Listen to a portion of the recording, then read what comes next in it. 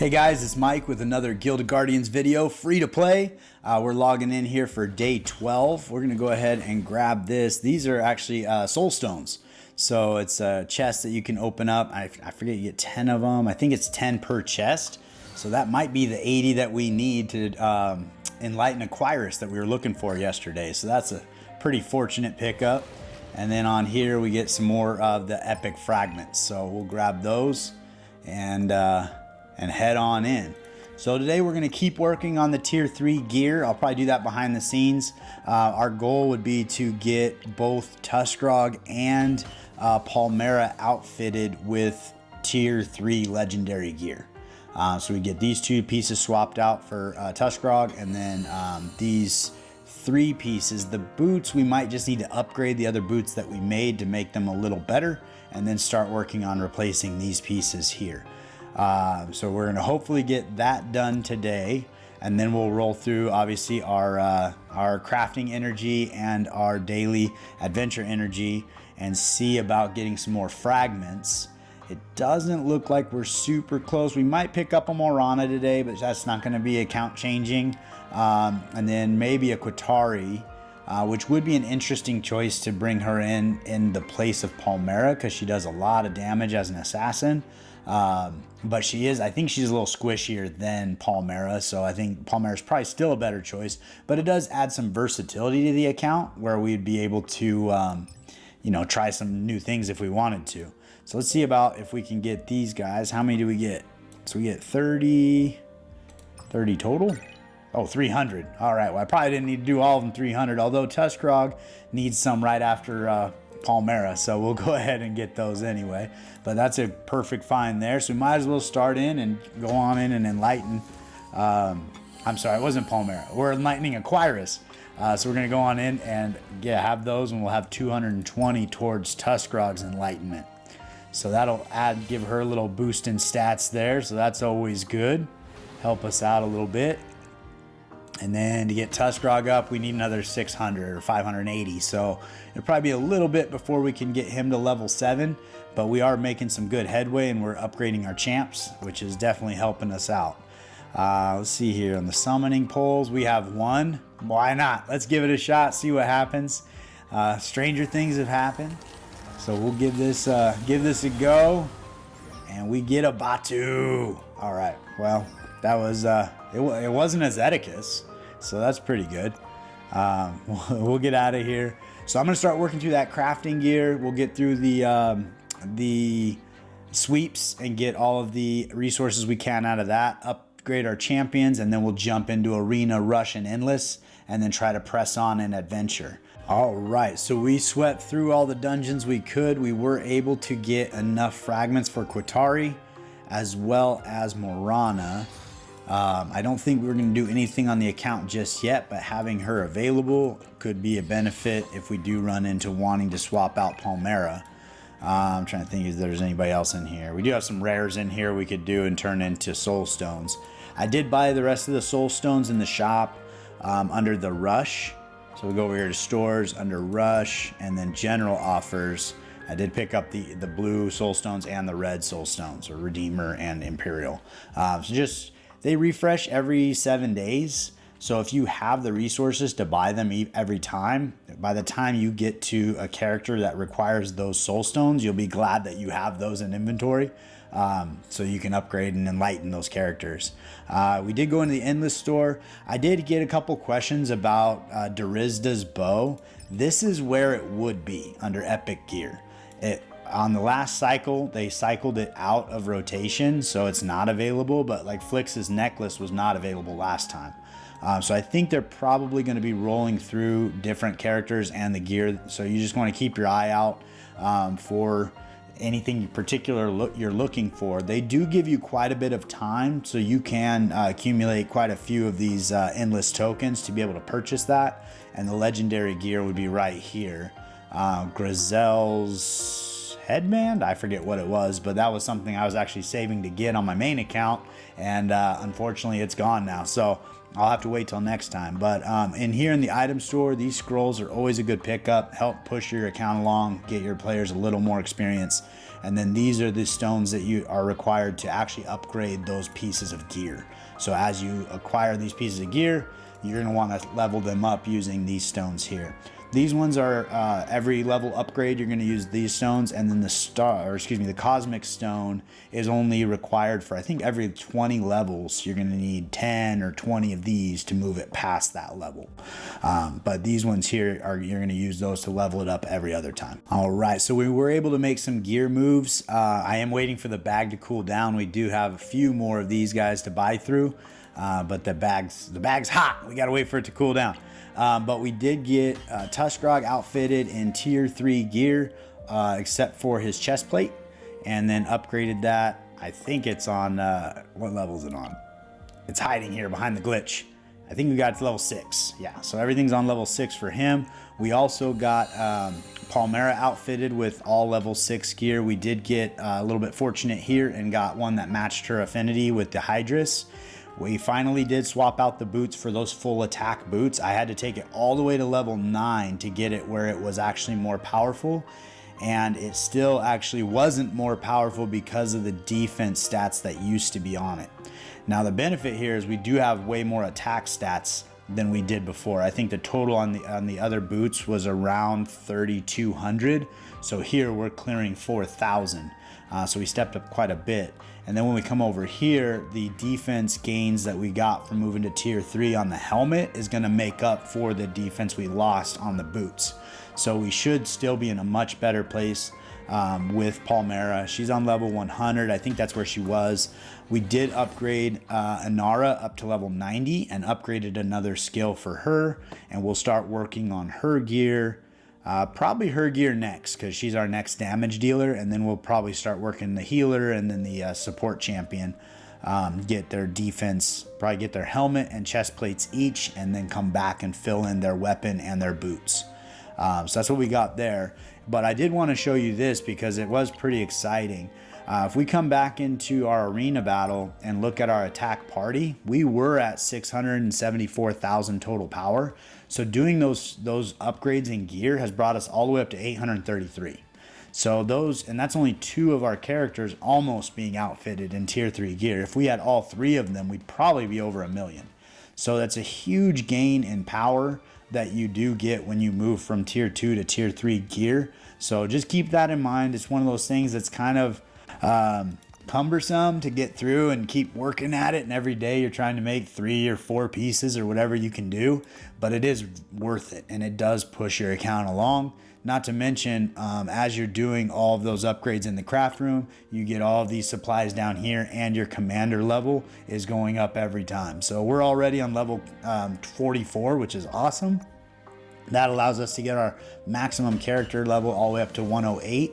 So when it gets to 110, we'll probably push Tuskarog along to 110 just to get that extra skill bonus. And then because Inara is still following him around to give him his skill set more frequently, he's kind of our damage dealer and tank right now. So he's kind of our star player. But for the time being, we're going to keep pushing on Inara, and then we'll try to get Aquirus and Grizel up to level 90. Today, we are actually going to be moving on to high on the endless battle, so I will bring you in probably at room 12, hopefully at room 18, and hopefully at room 24, and show you how we're doing. But I do expect to get probably, I'm thinking at least between 18 and 24. We should make it somewhere there. If we don't, we could probably go back to medium and then farm and get those extra endless tokens. But as long as we're able to clear room 24, we're going to continue to farm right here on high. All right, so we are in the endless mode here. I did want to touch base on these guys here. So when you come through these and pick up these runes, it is super advantageous to know who your damage dealers are and try to get their crit rate up as soon as possible. So our damage dealer in this is probably Tuskarog and Palmera, and Tuskarog is a keeper and Palmera might be intelligence, but honestly I don't even know. So bringing her crit rate up is going to be a phenomenal thing to do if that's who it is. I know that that Grizel is intelligence, and I believe Inara is intelligence. and probably Aquirus. So I don't think Palmera is intelligence, but we're gonna with Grizel, she does some kind of sneaky attacks in the back, so getting her crit rate up is super beneficial. But if you have the ability, like on the last room, I actually got the Keeper crit rate, the legendary one, and that's a huge win early on because you're going to take significantly less damage when you clear these waves quickly. Also, when you're pressing a new room and you're trying to get through, I would go to these camps almost every time. If you're full health, you can inspire or pick up a rune. If you're not full health, then you want to rest and get to full health. So right here, we're pretty much topped off. So I'm going to go ahead and inspire the team and then and keep going in there. Also, when you first start Endless, it gives you the option. This is the one that we kind of want to avoid here. Sorry to interrupt myself. But when they take fatal damage, they hold on to 1 HP and become invincible for 5 seconds. So that's just 5 extra seconds of damage with each enemy. So that's not something you want to fight through. But when you first start in the Endless battle, you have the ability to meditate. And sometimes it says you will become cursed.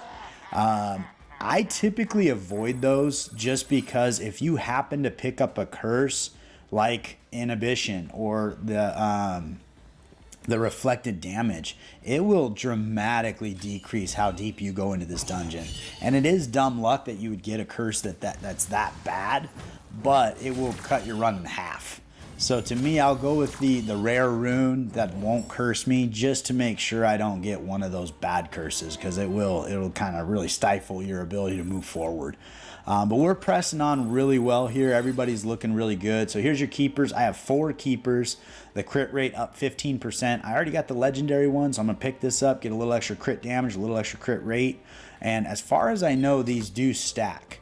So if you have the epic and the legendary, as far as I know, you're getting both of those stats on top of each other. I don't believe it's one or the other.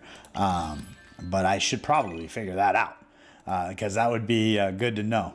But if we go into here, you can actually look at the runes you have. In fact, it was right back there, and I clicked through it. And that is a good way to kind of know where you are and what runes may be more beneficial moving forward. But we have that Keeper focus right here with 25%. And then we have the Keeper focus here at 15%. So theoretically, this should be a 40% increase to both crit damage and crit rate. And then also here, when we crit, we also inflict a poison, which is kind of a cool benefit. So that's what we're dealing with over here. And we'll keep pressing on. We are on room 8, so I'll bring you back in when we get to room 12. All right, so I meant to bring you back in for room 12 here. We're about to get right through it. We're sailing pretty smoothly here, so I think we'll at least make it to room 18. Hopefully room 24, although somebody just got real low. We got a good heal there from Aquirus, so that was beneficial. So maybe room 18. Hopefully we get there. But we're pressing along here and doing pretty well. We did get those extra wards, which is 300 rubies. So we'll keep on there. We got 1 Redeemer in Inara. So she's to 25%. I don't feel like she's doing that much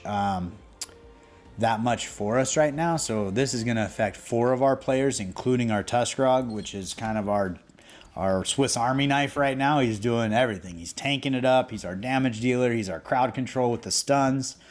So we definitely want to get his stats as high as we can. And plus Grizel is making him do his ultimate more frequently. Also, there's a rune where you can get 10% shield every time your tank does their ultimate ability. So with Grizel following him around and making him ultimate more frequently, we can get that 10% shield up, and which is kind of nice. So paying attention to what your champions are doing and how that benefits everybody else, it can definitely help you progress in this endless mode. But it just kind of depends, because sometimes Grizel may be following a different character and then that ultimate may not help that much. And so it's just a matter of knowing how everybody's working together. But we can see that Tuskarog is doing some work right there with that ultimate ability, just clearing the waves, as well as Palmera. And we can take a peek at their damage and see where it's all coming from. And you can see actually Palmera did a majority of the damage in that room. And then Tuskarog's here, although now Inara is starting to pick up her damage too. So that is pretty good, moving her up to level 90. So maybe when she gets to level 100, she'll start picking up and doing a little more damage for us. So that's actually pretty exciting. but it could be those attack boots that we got on Palmera. So she's doing a lot of work for us. Preemptive or charm? I'm going to go with that preemptive. If you hit them fast enough, it's basically the 25% health is gone. But they do recoup it over time. So it just kind of depends on how long it takes you to kill them. But that is a pretty good rune. So we'll jump out and come on back when we get to room 18. All right, we are on to room 18. In the last room, we did lose both Grizel and Palmera. It was a pretty brutal room. Tuskarog got to pretty low health, but we did have a camp in between. So we got up a little bit here. But hopefully we can make it through this room and get that last chest. I'm pretty sure we're not making it to room 24. But the nice thing is now Quyrus can focus pretty much all of her healing right here on Tuskarog. And so that will help him, where before she was splitting it between Tuskarog and Palmera.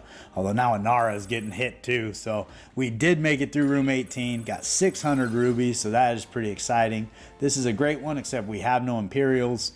Soul Gather could be a thing for Inara with the magic, but we're going to go with that over the top. It affects all of our champions, so that would be a little bit better.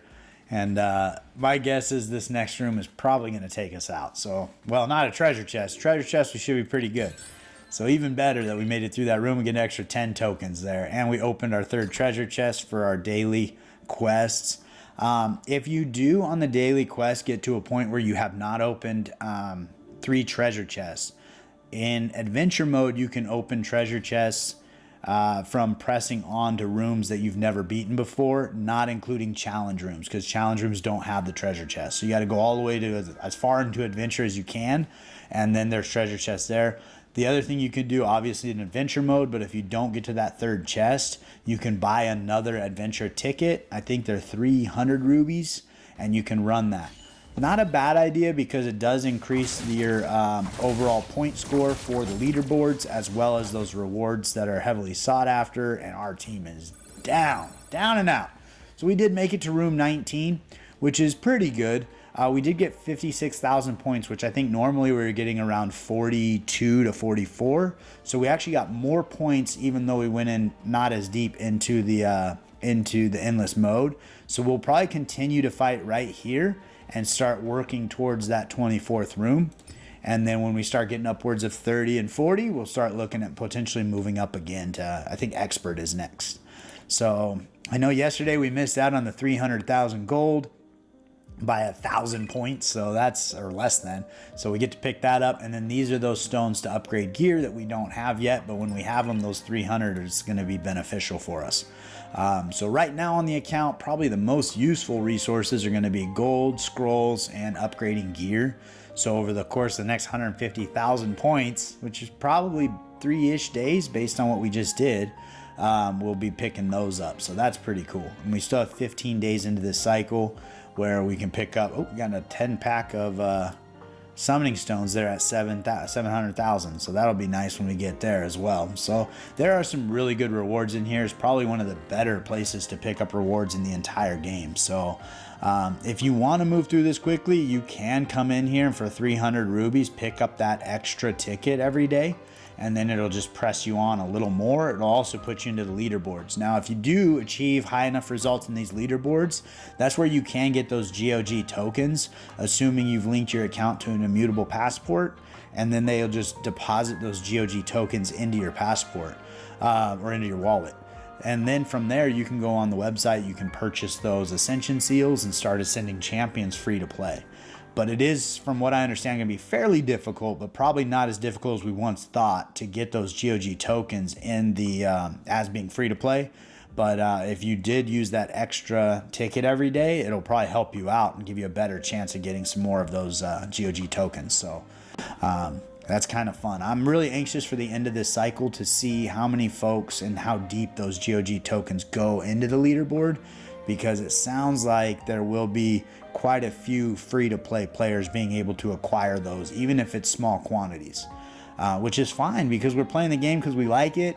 And after a year of getting small quantities, you might have enough to ascend your entire team, or maybe even 10 champions. And then if you want to put the game down, you can put those champions up for sale, walk away with a little spending money, get mama a new purse or whatever the case is. But that's kind of fun. It really is a unique aspect to a gacha game. So from here, we're going to jump into Rush. We're going to use those resources on our champions, and then we're going to press on an adventure and see if we can make some progress. So in the Rush battle today, we were able to get a new high score. Previously, we were at 19,300, I think 45. So we were able to do another 300 damage to them. But that does show you we're moving in the right direction. So that's pretty fun.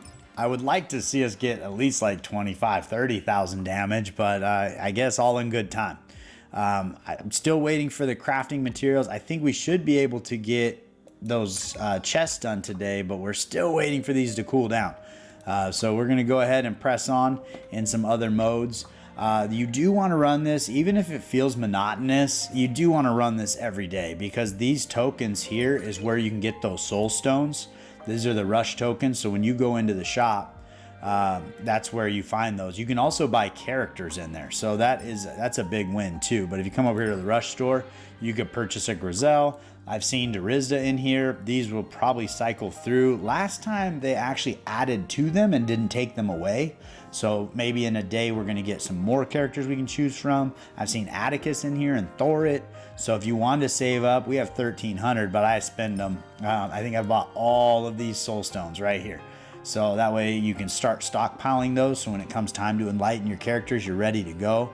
But that is one of the things with the Rush battle. You may not feel like you're making any progress day to day, but you do want to use a minimum of 2 of those tokens, just because it requires that you do it twice. And then you want to put 4 of those dread powers on, and then I take them off just to see if I can get a better score. But it just depends on where you are and what you're trying to do. But that is something that I would definitely take the time to do. We'll use this third token just for giggles and see if we can get a higher score. So we're going to step here into Hearthfire and head over to Draka Workshop. This is where we left off yesterday. Challenge 3, recommended level 93. So right now, a couple of our players are there. We've got Inara's a little bit behind. Aquyrus and Grizel are well behind, but we do have Palmera and Tuskrog in front of it. So hopefully that's enough to get it done there. But we will give this a shot. Yesterday, I think we got dead in the first room, so I don't know if we've made enough gains today to be able to make it through, but we're going to give it a try. We did upgrade some gear sets. I did put a little more defense on Palmera's helmet. Took it up to level 9. It was on level 6. And then we obviously did increase Aquyrus's enlightenment level. So there's some gains there. I don't know if it's going to be enough to get through this room. This room is pretty brutal. So we're going to give it a shot. This guy shoots a linear fire thing that's kind of like Durizda's ability, where it hits everybody in the path, and depending on how many of your characters are in the path, it can be really devastating. But you'd think your characters would spread out, fan out, but they sometimes bunch up and they just all end up dead because of that one ability. So hopefully we spread out a little bit. There it is right there. So we'll see how our health fares. You see Grizel's going down, Aquyrus is going down. Looks like we made it through okay. We do need to get some damage done. I think we are going to make it through this room, so that is better than yesterday. We did lose Aquyrus, so that's unfortunate. And Grizel is hanging on by a thread, so we'll see if we have enough to press on. Usually the third room is the hardest, so if we fall down, anything that helps us heal at this point is going to be huge. So Guardian, this lifesteal. Let's see here, falls below, debuffs, duration burning. Sometimes they have one where if a burn wears off, that would be the way to go for, and you have like a 15% chance of healing 10% or something like that. This is a rough one. So we've got the stun right here, 15% on basic, and then we have immune to magic damage. So I think of the 2 of these, I am going to go with the immune to magic damage, because really for us, I believe that's just Inara that's doing magic damage. But I know the 2 in the front are going to be physical. Grizel might be magic as well, but we're going to give that a shot, see if it works. Extends the time, we're stunned. That's not good. We don't like that. I have found that these scorching and burning effects are pretty detrimental. If you can avoid them, I typically would. But it just, I mean, none of them are good. So you just kind of do the best you can. But here we are into the second fight. And we'll see if we can get through this quickly without too much damage. Lost Grizel. Although I think we're going to make it. We're going to have a shot at this third room with 3 of our characters if the rest of this room goes well. I'm going to turn off our auto ability, although it was probably too late. It would have been good to come into that third room with Palmera's AoE ability. Now I just have to remember to turn it on when we get back in there. So Guardian's resistance to stun, whatever bird damage taken. See, this is the one. So Thermophile, whenever burn damage is taken, there's a 15% chance for the affected Guardian to recover 10% HP. I do find that one to be pretty helpful. Even though it's not consistent, it is an extra ability to heal, especially now that we don't have Aquirus. We have no heal on this team at all. So hopefully we can get something good. I don't even know anything in the merchant's going to save us at this point. We're definitely going to grab this keeper, get that extra 15% crit rate. Let's see here. Probably grab Shining Snowy Lost Grizel. So she's out. We can get, I guess, an extra evasion from Inara. We don't have an Imperial. I guess we'll grab At a Distance. Allies gain movement speed. That's going to be the way to go. So we'll give this a shot and see if we can get through it. This is brutal. We're losing magic damage completely and we're getting stunned. So Inara is basically useless in this fight. And she's one of our 3 characters. And our 2 in the front are going to be taking a bunch of basics and probably spend most of the fight being stunned. So I'm pretty sure we're not making it through here. But we did get on to the third room, whereas yesterday we died in the first room pretty convincingly. So there is some benefit, and we have made some progress. We're going to go with this guy, heal, because we don't have any heals going on anyway, although it probably will affect that 10% heal we get on that chance for burns. But that's, oh man, yeah, that's not looking good. They walked right through us. That's all right. I feel better that we made it to the third room, but we're still not ready for that battle. So we will press on into the Great Forge. Although I think the recommended level there was also 93 for the challenge that we're on. Yeah, so I think we're probably going to say that's a little beyond us right now. Let's see if we can press on into the Path of the Beasts and see about defeating a new level, level 88. Somehow that just sounds more doable for us. So we're going to go ahead and give that one a shot and see if we go. Now this is a full dungeon run, which is going to be, I think they're 10 to 15 rooms. This one I think will be 12 because it's the second battle of this thing. Yeah, we got a total of 12 rooms we got to get through. So these first few rooms typically are going to be kind of confidence boosters, and you're going to roll right through them and feel really good. But by the time you get to that final room, you'll be hurting. So I did forget to turn on auto again. So in that third room, we did not do any of our special abilities. I don't think it would have made a difference. Most of our characters died pretty quickly. I think Tuskarog and Palmera were out in the first couple seconds. But that was a bonehead move. That is one of the dangers of turning that auto on. Or excuse me, turning it off, is you have to remember to turn it on. So that's, what is that, 2, 3, 5, 10 times that I've done that now. And it probably won't be the last. I'll keep doing it, I'm sure. But I just noticed it in the last room where nobody's running their ultimates. And I was like, oh no. So, but we still are making it through just fine. So we should press on. I'm expecting that I think we'll clear this dungeon.